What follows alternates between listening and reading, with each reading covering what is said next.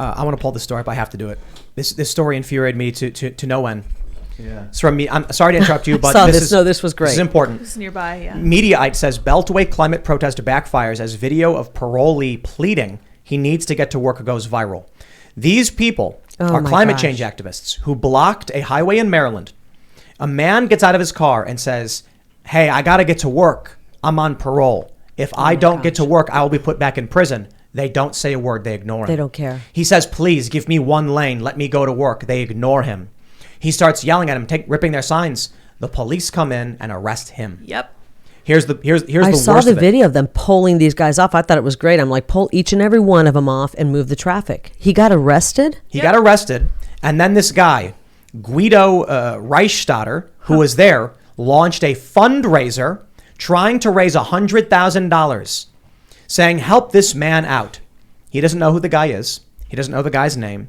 He is trying to raise $100,000 off the back of a man whose life he destroyed. These people, this is the trolley problem. They would pull the lever to kill you in a moment if they thought they were doing good. Now, here's the reality of it. The trolley problem presents you guys are familiar with it, right? Yeah. We all love the trolley problem. There's 5 people on the tracks. The train's going to come and hit them. If you pull the lever, you kill someone who is not in danger. But it's one person versus the 5. You see, that is a very simple way of explaining these problems. You can see 5 people in danger. You can see one person not in danger. Would you pull the lever? The reality is these psychopathic narcissists who would destroy your life for their righteousness cannot see anything. You're right. So here's the better trolley problem. A train is coming. The track is completely clear. Someone runs up to you and says, "Hey, if that train keeps going, eventually someone will die. Now, if you pull that lever and divert it, you'll kill that person." What do you say? That's what they're doing. They know they're destroying lives. They know they ruined this guy's life. They're trying to make money off of it. $100,000. He doesn't know who this guy is. He's not gonna be able to give him any money. And they don't know that climate change is actually gonna cause the problems they think it's gonna cause.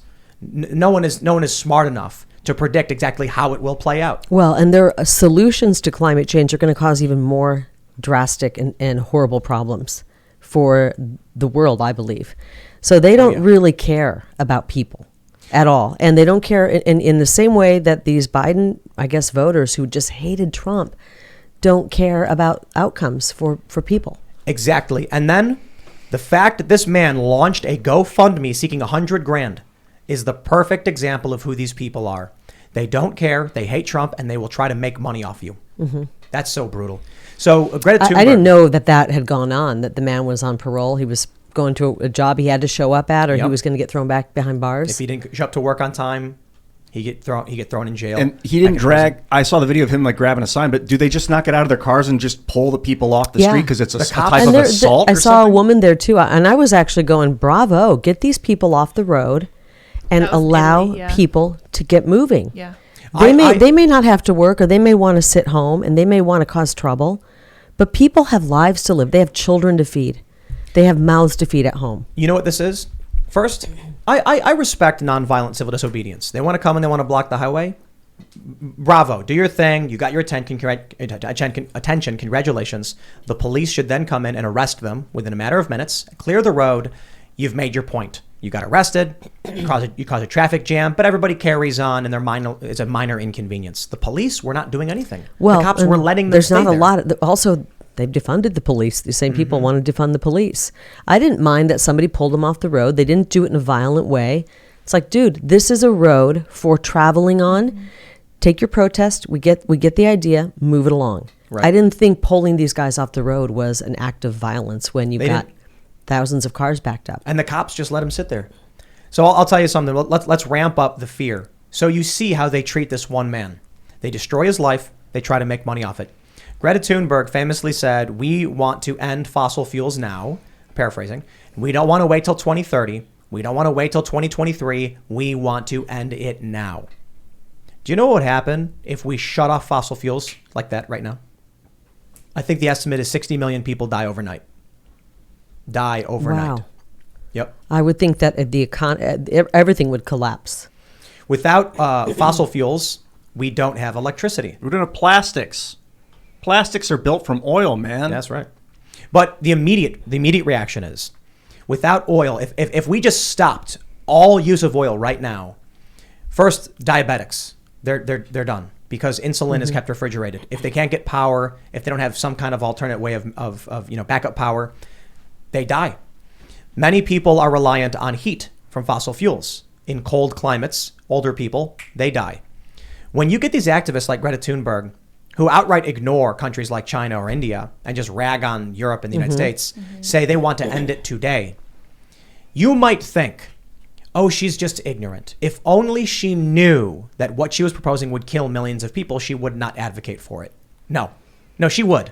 And they do know, and they do it anyway. And well, this is they've made her a evidence. celebrity, and I mean, they put at the top of the ticket for their environmental, ideas. At the time, I think she was 16 or 14. Yeah. That was their spokesperson. Well, you know what? I strongly encourage all of these young people to be like Greta Thunberg. Drop out of school. Hey, I've met some smart people who aren't in school. What I'm would on the she- campaign trail. A lot of the smartest people I meet, the greatest kids I meet, are the ones that are homeschooled. That's why. And you should be can like Greta spot them Thunberg. from a mile away. I'm not sure that Greta would be on my list of smartest people, but She seems I don't know her, so I don't overeducated. want to. I don't want to. Like, what would Greta even say to those points you were making? I don't think she would know what to make of them because she's so Dumb. hyper fixated on this issue. Like she does have autism, and it is her special interest, but it's being made into her career path. She was like, these people have a fantasy of unlimited economic growth. And I think she called it a fantasy. And it's like, yes, because what we've discovered is that while you can't keep building buildings or producing widgets, you can make digital property and crypto and things like that. So we can have endless economic growth when you have a virtual world where you have virtual goods that are just data in a machine. So you can actually there are people who used to have jobs making Warcraft gold, just playing a video game, and then giving the gold to someone else for money. You can produce things and have economic growth that doesn't impact the physical reality. Granted, playing the video game does have an impact with electricity consumption and things like that. She clearly just doesn't know what she's talking about. You can have unlimited economic growth. It's actually the nature of our species, and reality is unlimited economic stuff. But it's the rate of economic expansion that can become dangerous. You don't want it to grow too fast. Or maybe you do because, as the story goes, back in the turn of the century, 1900s, there were these reports in all these big newspapers that we were going to have a manure crisis in New York City, that there was going to be horse manure piling up in the streets. It would be so much you wouldn't be able to get around anymore and nobody would live there. And then the car got invented. Yeah, same thing with carbon in the air right now. Imagine if they'd went back and killed all the horses because they were like, no more horse manure. We need to stop horses now. It would have been tragic. The same thing with trying to stop carbon producing machines. Well, you laugh, but AOC put out a Green New Deal thing that said farting cows. Remember that? Yep. Farting cows. We've got to. They had more common sense back then, though. They didn't have this lunacy back then.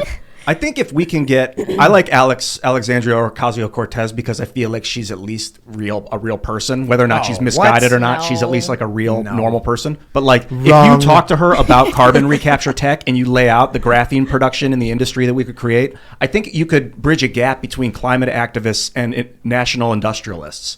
We could make the United States the greatest industry on earth, just making the cheapest graphene to make 21st century industry, Right, and clean up the air. And It's live in not synergy with the actually trees. about preserving the planet or cleaning up the air. I think Greta's cause is really just to lower the standard quality of life in the West and reserve, things like meat and air conditioning and flying on planes for an elite class. Look what she did when she was like, I'm going to go to the UN and take a boat instead of flying. And then she went on this really expensive fiberglass ship with a crew that kept her safe. And it was like, I forgot how much it cost to do this journey. But it was a huge stunt that consumed way more carbon than actually just flying All on a about plane. resource hoarding. Yep. It's a scarcity mindset. I do believe she's been used by her surroundings. Like her Yes. parents, I think, kind of pushed her in that direction, Totally. and then Because they're her handlers. entertainers. But I gotta push back. AOC is not a real person. Relative to most people in Congress, that's what I mean. That's the appearance, 'cause she good at goes on communicating Instagram Live to and, people, like, and makes people think they have a pasta. friendship with her because she's in her kitchen and Yeah, she's having like- wine and making dinner, and they go, "Oh, she's my friend," and that's where she's been able to connect with people and young people. And this is where and I do believe we're seeing a huge movement of young people getting into politics because they realize the last few years that politics affects their lives. It affects their lives. It affects their ability to interact with the masks on their face and all of the shutdowns and the forced vaccines and all that. I know I can't say that. I'm sorry.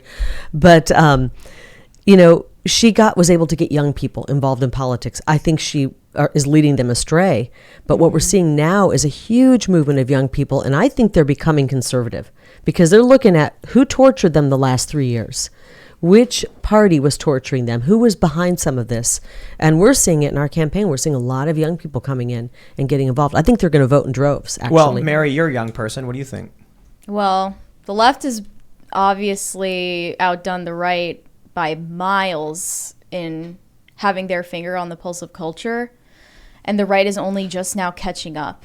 And it really hits home what you said about like the masks, because that's, I think, when it touched a lot of people's personal lives for the first time. That's like, it is literally right in your face, muzzling you, yeah, hand over your mouth. And they were told by social media and the entertainment world, this is good, you're doing a good thing. But in their brain, they're thinking, okay, all of the people in my social world, the celebrities who I like, are telling me this is good and we need to do this. But deep down in their heart, they went, this sucks. Yeah, well, young people are hungry for more. But do you think the Gen Z is going to... So I want to make sure I clarify. Republicans have more kids than Democrats. Liberals. Conservatives have more kids than liberals do. And so there's more Gen Z conservatives by a tiny bit, according to Pew. But in general, among like normie Gen Z, do you think they're like leaning more anti-establishment, anti-woke, not necessarily right-wing? Or do you think they're left? Can you ask it? Are they leaning more Biden? Because Biden's... That's right, yeah. Because I think they're seeing him as very uncool. I don't know. Am I right or wrong? It depends. Like, who does Gen Z want to make the butt of their jokes? That's like really what you have to watch, because humor is all they have. I don't think they're leaning any direction. They're kind of just hopeless and hopeless. Yeah. I mean, their sense of humor is like this post ironic. Yeah, it's so nihilistic. I think they're like alienated from. Well, they should vote for politics. Trump. They should. It's very late 1920s. It feels like Weimar Germany, where they needed a villain. They needed a butt for their joke, and Hitler pointed them at the Jews, and then they had their villain. I mean, like, we need to be careful that. And we it's do not just really that, but they hate themselves too. Like, I feel so sad when I see people a little bit younger than me out in public, because they just look so uncomfortable in themselves. And I think the pandemic really exacerbated that, because they were socially isolated. They got a terrible education over a screen for years. Thankfully, I was spared from that. But it's going to be really weird, because there's this COVID period. It's going to have a profound impact on people, even though it's only a couple of years. So you've got millennials and older who lived a life outside of the lockdowns until the lockdowns happened. So they were adults. But then you've got Gen Z and Gen Alpha, who developmental years were happening in this lockdown period, which is going to scramble their brain. This is where, oh my gosh, as a mom, I'm just very sad about what happened, what we did to our kids. And just listening to you talk about their sense of humor, we tortured our children. And it's not the moms who did it, but a lot of moms and dad felt like they were being forced to abuse their children, every day having to put a mask on their 4-year-old and send them off. Or the parents who were on planes, and they were like, put the mask on your 1-year-old, and they were like, they keep taking it off. And they were like, don't care, get off then. Yeah. And it's just like, it's a 1-year-old. And it's forcing these parents who love more than anything this child to do something they know is wrong. And it is sick as hell. And we will never, ever forget that. Thanks for checking out this segment from the Timcast IRL podcast.